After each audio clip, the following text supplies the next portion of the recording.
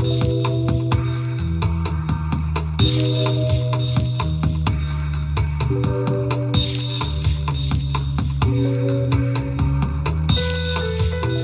to City and State TV. I'm Morgan Pechma. Today our guest is Sandra Wilkin. She is the president of Bradford Construction and a leading advocate in the MWBE community. Sandra, thank you so much for joining us. Well, thank you for having me. So, looking ahead to this year, what are the primary focuses that you have in regard to MWBE issues? Well, one in particular is the disparity study that is required to determine MWBE programs, both for the city and the state. And the law called Executive Law 15A is about to sunset for New York State. And one of the requirements is having a disparity study. And so the sunsetting of the law, talk more about that. What is the effect upon that, and what would you hope to gain from the law being revisited? Well, it determines the methods and methodology of how the programs are set for, in particular, New York State. And New York City also requires a disparity study. So it goes through finding out the number of firms that are available in the particular categories that the study reviews. A frequent criticism of MWBEs is that there are companies that are shells, that they don't really are not really minority and women-owned businesses. DA Vance recently came out with a report based upon grand jury findings, and I wanted to know, what was your take on the DA's work, and do you think that's a fair criticism of MWBEs? Well, I think the report itself and the grand jury findings and recommendations were very, very good. And what happens is, in any industry, but in the construction industry, there are going to be a few bad apples. But those few bad apples must be exposed and dealt with in order to make sure that the program runs fairly and evenly for all firms. And that there also needs to be, according to the grand jury recommendations, that there needs to be a really very, very good policies and procedures thought out and also recognized by the firms, by the minority and women-owned firms, and the primary firms, firms that are retaining the MWBEs as sub-consultants or subcontractors, that they're aware of what is involved and what is required of them. When you are obviously the owner of an MWBE firm, and what are the unique challenges as a small business that you face? What are your frustrations with the system, and what do you feel like needs to be done in order to help small business owners, which seems to be one of the principal thrusts, or at least expressed thrusts, of our politicians? Well, as a women-owned business, I can tell you it is not easy. As a small business, there are a lot of constraints in terms of doing business, in particular in the construction industry, and in being just a small business. I just, in fact, refinanced my home. And one of the requirements is that I attested to the fact that I was a single female. Now, it wasn't because they were looking to give me a free subscription to Matchdate.com. I don't understand why I needed to confirm that as to why I would need a loan. So I think those kinds of policies set a message and set a trend that shouldn't be there. Bonding, for instance, if you require a bond as a small business, the surety companies require you to have sign as a personal guarantor. That means that your home, any of your assets are always at risk for every time that you sign a bond for a job. And what do you think would be a better system than to have to serve as a personal guarantor? Well, I think that it should be the same standard as large businesses. Large businesses and small businesses, if you look at the actuaries, default at the same rate. So why should small businesses be punished or have the requirement to have a personal guarantee on a bond where large businesses do not? We see that there is this, great appetite to build these mega towers now in Manhattan, probably increasingly in Brooklyn. Mayor de Blasio has a very ambitious affordable housing building plan.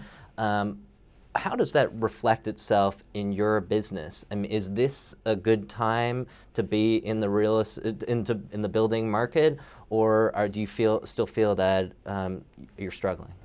Well, I think that it's a good time to be in the construction industry, and really welcome other women who are entering this business as emerging businesses and minority firms to feel that they have a place here and that New York City and New York State is open for business. What should happen, and that would be very favorable, anyone who a large development is often given benefits, whether it's tax benefits or rights to build higher or anything, or community benefit. Those benefits should require to have small businesses as part of the requirements to be building. That will make a big difference. So the tax incentives and that are given to larger companies are not afforded to the smaller companies, and the larger companies already are on a higher footing. We see this all the time. So if you look at measuring the number of firms in New York has about 89% of the businesses in New York are small businesses. And it really makes a difference if the impact on small businesses are hit hard by taxes, by not getting work, by being able to not sell their products. So anything that would alleviate those issues would make a huge difference, I think, in New York. We're the largest, second to Los Angeles, we're the largest city of small businesses. But Los Angeles actually has 1 million people more than New York, so that has a lot to do with it. But even being the second in the country, the New York should be looking at, and has looked at, and should continue to look at ways to unburden small businesses. The state set very ambitious thresholds for contracting with MWBEs. They met their goal and then now have set a higher goal. And by contrast, New York City Comptroller Scott Stringer recently issued a report that was rather scathing in its evaluation of how the agencies in New York City government have interacted with MWBE firms. Do you think that's accurate? Is the state really running ahead of the city in terms of their MWBE participation? And what do you think, if that is the case, what do you think the city can do to get up to speed? Well, first of all, I commend the governor for being understanding the importance of MWBEs for New York State. And no doubt that there was a lot of discussion and a lot of thought given as to what the percentages should be for MWBEs to do work for the state of New York. And as far as it being 30%, I've been in this business a little while, over 25 years. I heard the same discussion and the same issues when it was 5% and 10% and 20%. So it's not a matter necessarily of the percentages that one should be concerned about. It should be making sure that things are fair and balanced, number one, and number two, also that the minority and women-owned firms understand their responsibility. And we do, I know I do, and the firms that I speak with understand that they need to make sure that you have the capacity with which to do the work. But I think it's the fact that there is this goal that's there gives an opportunity for firms to carry on and make that achievement. Mecca Santana is the Chief Diversity Officer of New York State. You know, she's certainly been empowered by the governor. Do you think that it's a mistake by the mayor that he hasn't appointed a Chief Diversity Officer and instead kind of assigned his counsel to lead that portfolio? Well, if anyone has the opportunity, first of all, of meeting Maya Wiley, they will know that this is one very strong, very focused, and very compassionate woman who understands the importance of the MWBEs in the community. She talks about it, she understands small business, and I think that she will demonstrate the leadership that's necessary. I think that going forward, having a CDO or having somebody have that title is important, but the main thing is the relationship that that person who's there is also have the relationship with the mayor. And no doubt, being counsel, that relationship is there. And it's shown, and she has, from what I see, the support of the mayor. And Mecca Santana is doing a great job as CDO for New York State, and Alfonso David is also doing a great job for New York State. I think it's a matter of pushing forward the policies that are there.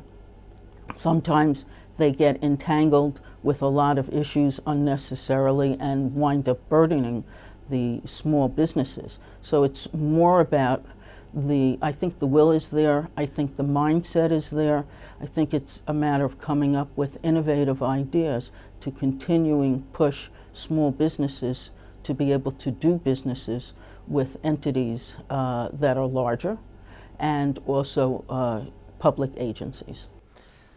A lot of columnists around this time of year write what their hopes are for 2015. So what is your wish list from a governmental standpoint in 2015 for the building and construction industry? Well, if we had a day and a half, I think we would go through all the things in the building industry. I think the building industry collectively needs to understand that small businesses and large businesses have to work together, and that it's the responsibility of our industry as a private sector to make sure that we make the right recommendations collectively together to both the city and the state. And I think that they would listen to it. If there is a situation where the private sector feels that they can't work with for instance, the goals that are there, I think that they need to revisit that.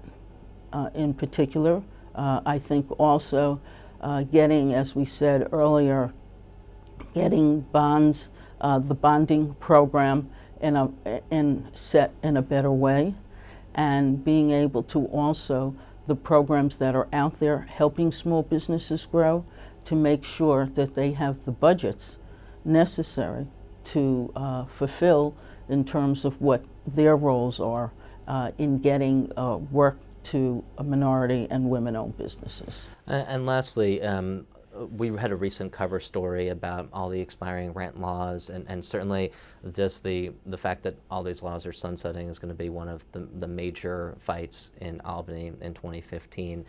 Now, it's clear how that affects tenants and people's lives like that, but what is your perspective on it from being a builder in the construction industry? How does that affect your business? Well, I think that that anywhere where if the rent laws and the increase in rent becomes so difficult for families and people to live in New York, they're going to go elsewhere, unfortunately.